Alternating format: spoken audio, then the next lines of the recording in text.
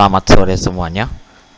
Kami dari kelompok 2 ingin mempresentasikan tentang DBMS, dasar-dasar database management system dan arsitektur sistem database. Di sini ada nama-nama kelompok 2 kami yang terdiri dari 6. Yang pertama itu adalah Muhammad Fajr Rashid, kemudian Enrico de Pembola Pekilaran sebagai saya. Yang ketiga adalah Septinta Namalia, kemudian Alika Otaviani, yang kemudian lagi Agni Muhammad Yusril, yang terakhir adalah Maharizal Taufikko.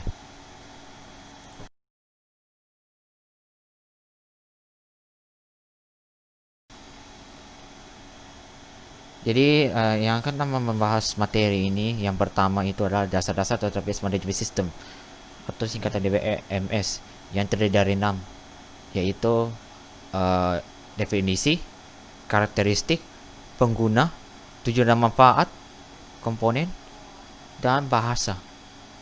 Materi kedua itu arsitektur sistem database terdiri dari 5. Yang pertama itu centralized and clean server architecture, kemudian server system architecture, kemudian apparatus system, distribute system, dan network types. Oke, langsung saja kita akan memulai materinya.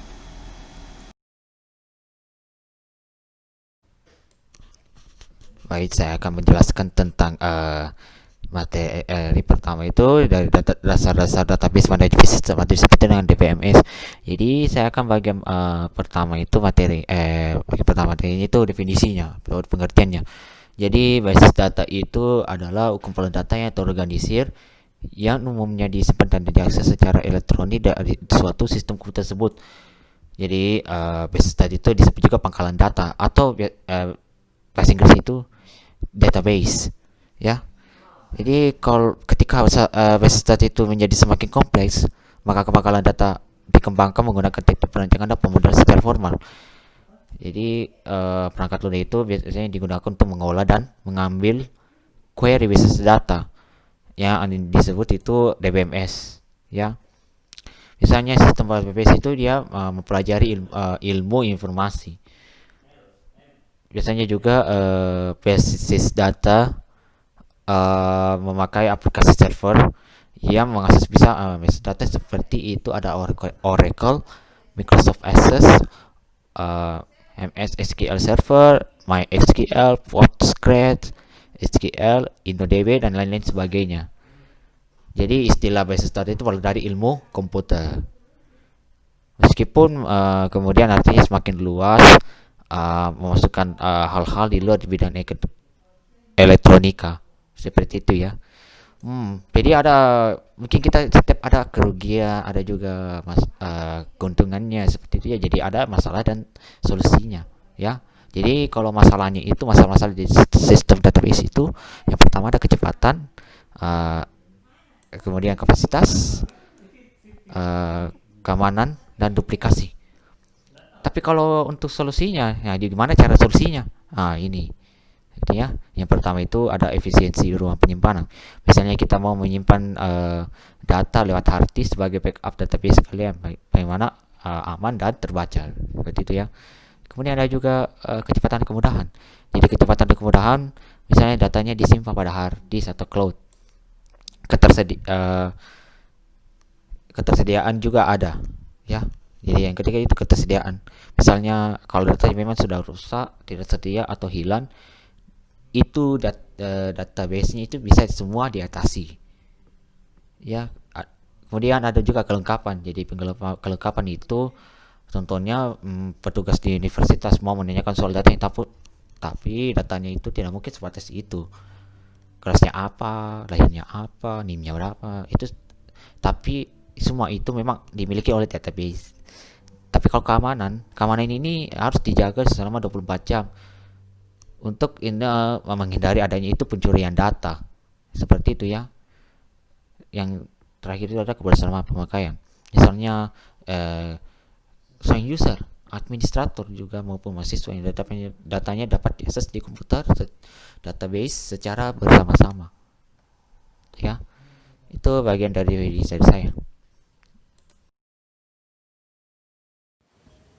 Selanjutnya, kita masuk di materi karakteristik basis data.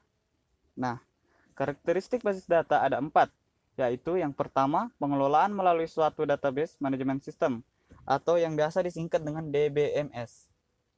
Nah, fungsi dari DBMS ini antara lain, yaitu dapat mengolah pendefinisian data, dapat menangani permintaan-permintaan dari pemakai, dapat memeriksa keamanan dan integriti data, dapat menangani kegagalan pengaksesan database yang disebabkan oleh kesalahan sistem, kerusakan disk, dan sebagainya. Dan yang terakhir yaitu sebagai tempat penyimpanan informasi yang menggambarkan data dalam database. Nah, yang kedua yaitu lapisan-lapisan abstraksi data. Nah, lapisan-lapisan abstraksi data ini memiliki kapabilitas yang unik-unik untuk menyajikan informasi ke banyak pengguna sesuai dengan permintaan masing-masing. Pengguna di sini bisa saja manusia atau aplikasi yang masuk secara sah ke database untuk menyimpan atau mendapatkan data. Nah, yang ketiga yaitu data fisik yang independen. Data fisik yang independen ini berkemampuan untuk mengubah struktur file database secara fisik tanpa mengganggu pengguna, dan proses yang berlaku disebut cycle data independence. Seberapa besar perubahan yang dapat dilakukan tanpa berpengaruh pada lapisan logika disebut derajat cycle data independence. Nah, yang terakhir dari karakteristik basis data yaitu data logis yang independen. Nah, data logis yang independen ini berkemampuan untuk membuat perubahan pada lapisan logika tanpa mengganggu pengguna dan proses yang sedang berlaku, atau disebut juga logical data independence. Perubahan pada lapisan logika juga berlaku pada lapisan fisik. Misalnya, penambahan data di lapisan logika berarti menambah data pada lapisan fisik. Perubahan format data pada lapisan logika akan berdampak pada lapisan fisik juga. Perubahan yang dimaksud termasuk penghapusan data. Nah, cukup sekian mungkin dari karakteristik basis data. Saya kembalikan ke moderator.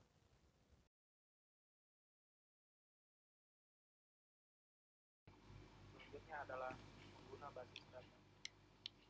Pengguna basis data atau database dibedakan menjadi beberapa golongan, tergantung tingkat kepentingan seorang pengguna.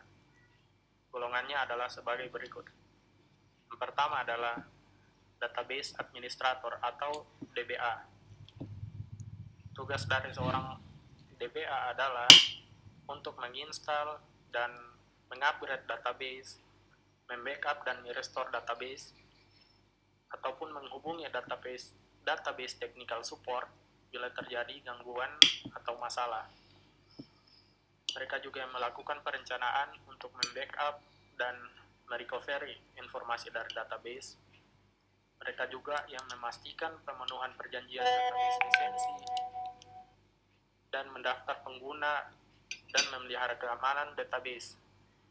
Mereka juga mempunyai tugas untuk memodifikasi struktur database, membuat objek utama database setelah database developer selesai mendesain, dan membuat penyimpanan struktur database atau sistem penyimpanan.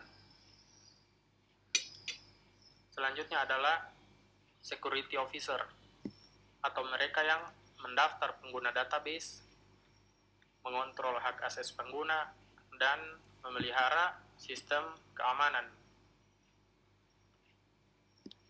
Selanjutnya adalah application developer atau yang sering kita sebut dengan developer, yaitu mereka yang mendesain aplikasi database, estimasi kebutuhan penyimpanan dan data untuk aplikasi. Kemudian mereka yang memodifikasi struktur database untuk aplikasi, menyampaikan informasi seperti di atas pada DBA atau database administrator yang tadi. Mereka juga mempunyai tugas untuk memperbaiki aplikasi selama masa pengembangan, menyusun dan memastikan keamanan oleh aplikasi tadi dalam masa pengembangan tentunya. Selanjutnya adalah application administrator, yaitu mereka yang singkatnya adalah melakukan pengoperasian pada aplikasi-aplikasi tertentu atau aplikasi-aplikasi yang dibuat oleh developer tadi. Selanjutnya adalah usernya sendiri atau database user. Mereka adalah pengguna yang berinteraksi dengan database melalui aplikasi tadi atau alat bantu lainnya. Selanjutnya adalah network admin, atau mereka adalah user yang memiliki izin dan ditugaskan untuk menghubungkan database dengan database user yang tadi atau penggunanya. Nah, untuk tujuan basis data itu sendiri ada 3. Yang pertama, mengatur data sehingga diperoleh kemudahan, ketepatan, dan kecepatan dalam pengambilan kembali. Yang kedua, tidak adanya redundansi dan menjaga konsistensi data. Dan yang terakhir adalah pengaturan dalam pemilahan data sesuai dengan fungsi dan jenisnya. Untuk manfaat basis data itu sendiri ada 10. Yang pertama, kecepatan dan kemudahan, kebersamaan pemakaian, pemusatan kontrol data, efisiensi ruang penyimpanan, keakuratan, ketersediaan, kelengkapan, keamanan, kemudahan dalam pembuatan program aplikasi baru, dan yang terakhir adalah user view.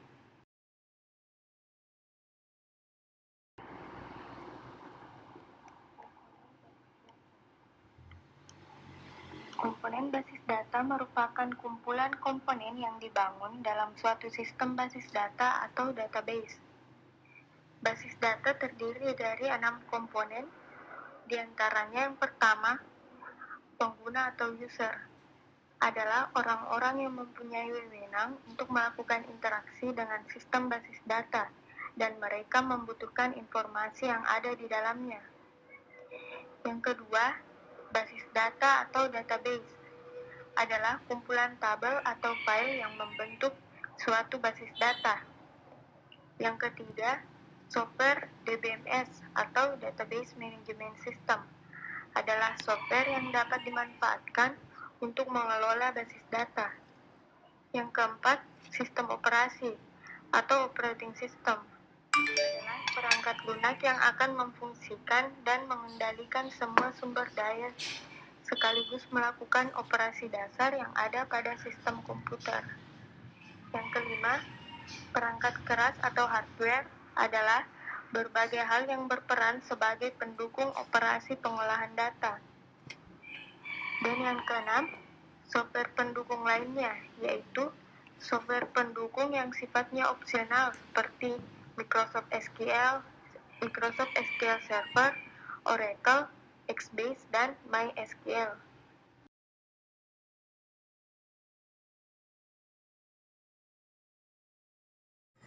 Kita masuk ke materi selanjutnya, yaitu bahasa basis data. Bahasa basis data merupakan bahasa yang digunakan untuk berinteraksi antara pemakai dengan basis data. Pemakai di sini dalam artian sebagai user, yang meliputi sejumlah perintah atau statement yang diformulasikan dan dapat diberikan kepada user dan diproses oleh database management system untuk melakukan suatu aksi atau pekerjaan tertentu. Bahasa basis data pada umumnya dapat ditempel atau di-embed ke bahasa pemrograman lain, misalnya bahasa Java, C++, Pascal, dan lain-lain. Nah, istilah tersebut kita sebut sebagai bahasa inang atau host language. Jadi, berdasarkan fungsinya, bahasa basis data dibagi menjadi 3 bentuk. Yang pertama adalah Data Control Language atau DCL. DCL merupakan subbahasa untuk mengendalikan struktur internal basis data. DCL digunakan untuk menyesuaikan sistem agar lebih efisien, dan DCL ini sangat bergantung pada vendor. Yang kedua adalah Data Definition Language atau DDL. DDL ini merupakan skema basis data yang mewakili desain basis data secara keseluruhan. Nah, dengan DDL ini, kita dapat membuat tabel, indeks, mengubah tabel, dan menentukan struktur penyimpanan tabel, serta berbagai penggunaan lainnya.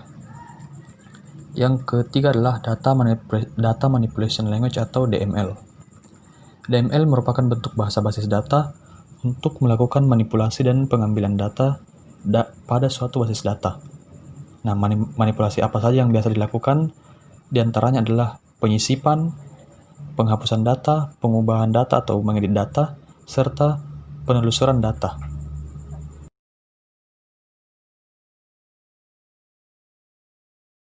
Untuk materi arsitektur sistem database dalam Centralized and Client Server Architecture, kita akan membahas pertama, yaitu pengertian centralized system. Centralized system ini berarti semua proses berjalan pada sistem komputer tunggal dan tidak berinteraksi dengan sistem komputer yang lain. Untuk bagian-bagiannya itu sendiri ada 3. Yang pertama, sistem komputer multiguna, yaitu satu ke banyak CPU dan beberapa alat pengendali yang terhubung melalui sebuah bus yang memungkinkan akses pembagian memori.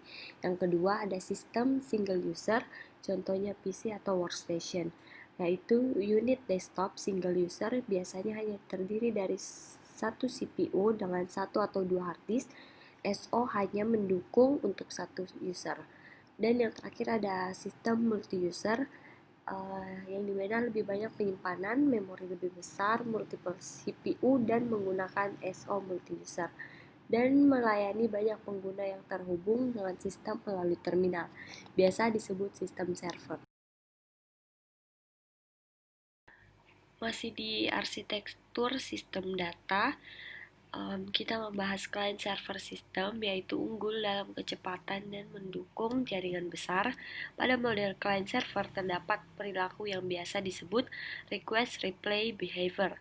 Yang pertama ada application layering, yang terbagi menjadi 3, yaitu user interface level, processing level, dan data level.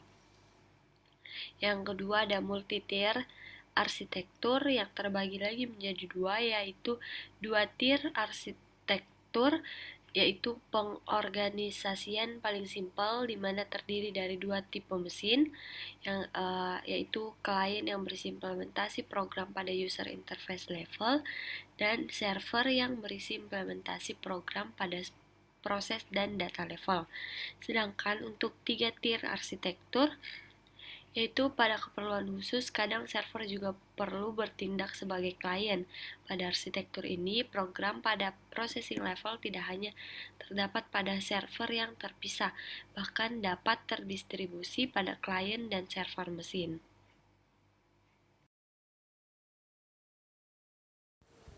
Selanjutnya, kita masuk di materi server sistem arsitektur. Nah, server merupakan sebuah sistem komputer yang menyediakan jenis layanan tertentu dalam sebuah jaringan komputer. Prosesor bersifat scalable dan RAM yang besar, serta dilengkapi dengan sistem operasi khusus yang disebut sebagai sistem operasi jaringan. Nah, jenis-jenis server antara lain yaitu proxy server yang berfungsi sebagai pembatas permintaan data, kinerja koneksi, dan berbagai file antar server dan klien di luar jaringan. Yang kedua yaitu telnet server, yaitu mengatur komputer dengan cara melakukan login dan logout pada komputer host. Yang ketiga yaitu virtual server, di mana server ini dibuat seolah-olah seperti menjadi beberapa server. Nah, yang keempat itu web server, yang berfungsi untuk menyimpan konten pada website dan berkomunikasi menggunakan HTTP.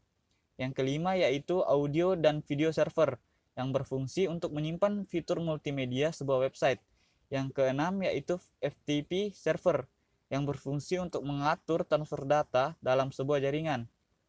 Yang ketujuh yaitu aplikasi server, yang berfungsi untuk mengolah perintah yang diberikan oleh klien dan menghubungkan dengan database. Yang kedelapan yaitu mail server, yang berfungsi ketika menyimpan surat elektronik dan menangani berbagai permintaan klien. Dan yang terakhir yaitu news server, mendistribusikan berbagai macam berita melalui jaringan berita. Dan sebenarnya masih banyak lagi jenis-jenis server, tapi yang ditampilkan dalam slide hanya ada 9. Nah, kita lanjut di fungsi server, yaitu yang pertama, melakukan pelayanan serta bertanggung jawab terkait permintaan data dari komputer klien. Yang kedua, bertanggung jawab mengatur trafik data. Dan yang ketiga, menyimpan berbagai file dan data untuk dapat diakses bersama-sama menggunakan protokol FTP. Yang keempat, komputer klien dilindungi dengan cara pemasangan firewall atau anti-malware di komputer klien. Dan terakhir yaitu hak akses di dalam sebuah jaringan diatur sehingga tidak semua klien mampu mengakses data yang terdapat di dalam komputer server. Nah, yang paling penting yaitu cara kerja server. Nah, cara kerja server di sini yang penting yaitu server bekerja atas permintaan dari sebuah klien.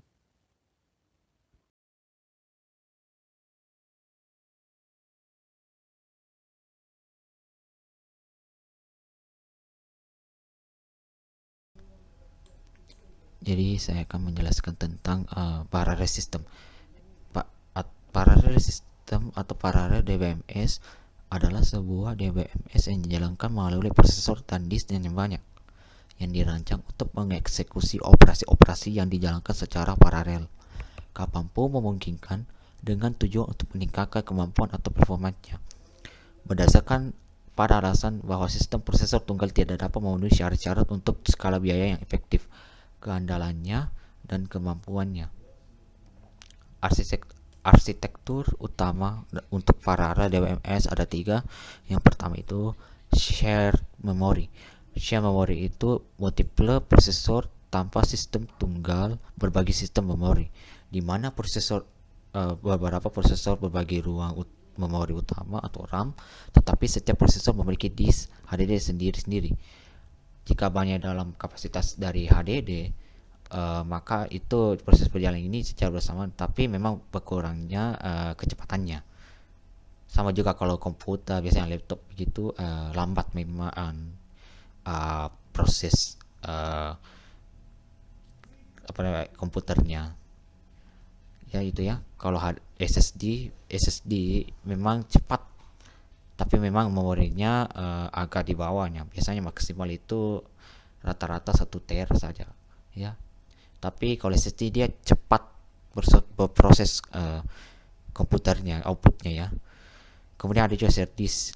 Jadi shared disk itu dia setiap prosesor dapat mengakses tempat penyimpanan secara langsung, tetapi masing-masing mempunyai memori tersendiri, di mana setiap node memiliki memori utamanya sendiri, tetapi semua node berbagi penyimpanan massal, biasanya jaringan area penyimpanan. Shared nothing. Shared nothing dikenal juga sebagai Massively Parallel Processing atau MPP. Adalah sebuah arsitektur prosesor banyak di mana setiap prosesor merupakan sebuah bagian dari sistem yang lengkap dengan memori dan tempat penyimpanan masing-masing, di mana setiap node itu memiliki mass storage sendiri serta memori utamanya. Grup arsitektur itu disebut arsitektur hybrid. Ada 2, NUMA atau Non-Uniform Memory Architecture dan cluster. Jenis-jenis DDBMS. Jadi DDBMS homogen itu lebih mudah untuk dirancang dan diatur. Kemudian ada juga DDBMS heterogen. Terjadi ketika site telah diterapkan pada database mereka sendiri dan integrasi dipertimbangkan selanjutnya. Kemudian jenis-jenis paralelisme ada 3. Yang pertama independent parallelism atau paralelisme independen. Jadi eksekusi itu setiap operasi secara individual dalam prosesor yang berbeda hanya jika dapat dijalankan secara independen satu sama lain. Kemudian kalau pipeline paralelisme atau paralelisme pipa-pipa.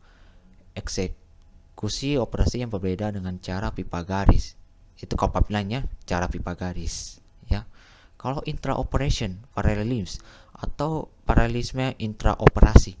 Jadi kalau paralelisme intra-operasi eksekusinya operasi tunggal yang kompleks atau yang besar secara paralel di beberapa prosesor. Ya, itu dari sekian dari materi paralel sistem. Nanti akan selanjutnya teman saya distribusi sistem.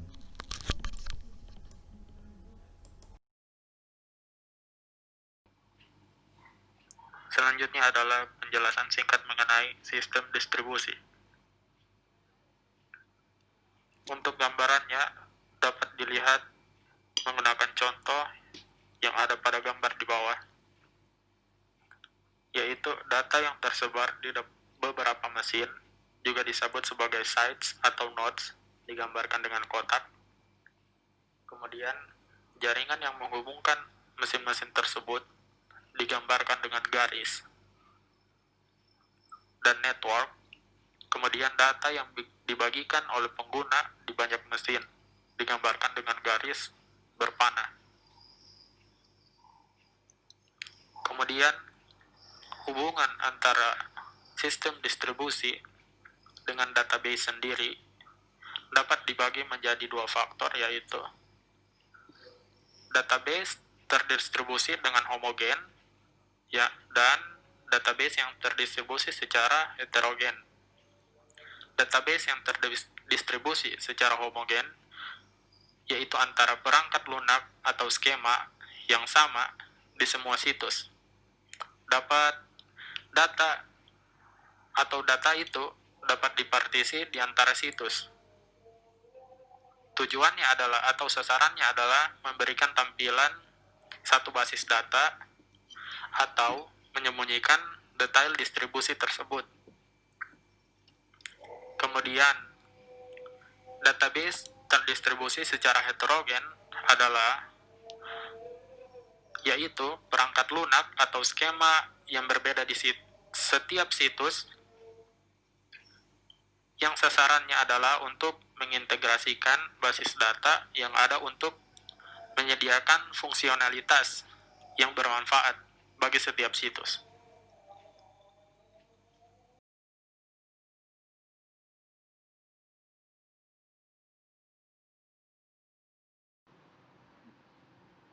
Jenis-jenis jaringan komputer.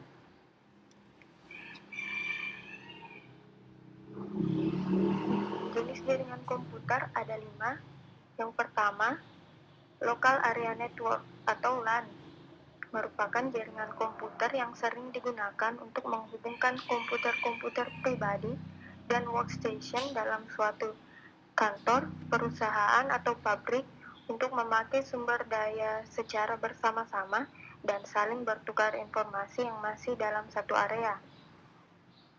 Yang kedua, Metropolitan Area Network atau MAN merupakan versi LAN yang berukuran lebih besar karena MAN dapat mencakup kantor-kantor perusahaan yang terletak berdekatan atau juga sebuah kota dan dapat dimanfaatkan untuk keperluan pribadi atau swasta maupun umum.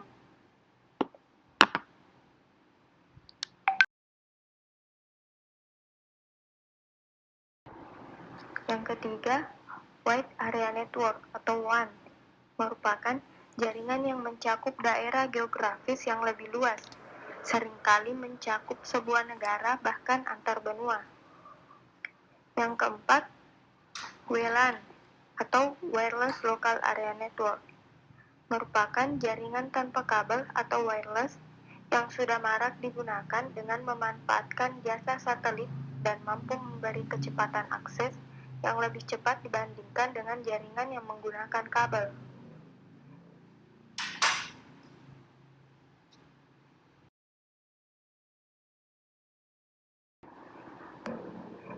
Dan yang kelima, PAN atau Personal Area Network merupakan jaringan antara dua atau lebih sistem komputer yang berjarak tidak terlalu jauh.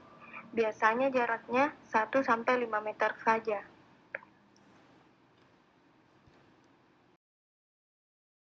Terima kasih atas perhatian semuanya. Sekian presentasi dari kelompok kami ucapkan terima kasih.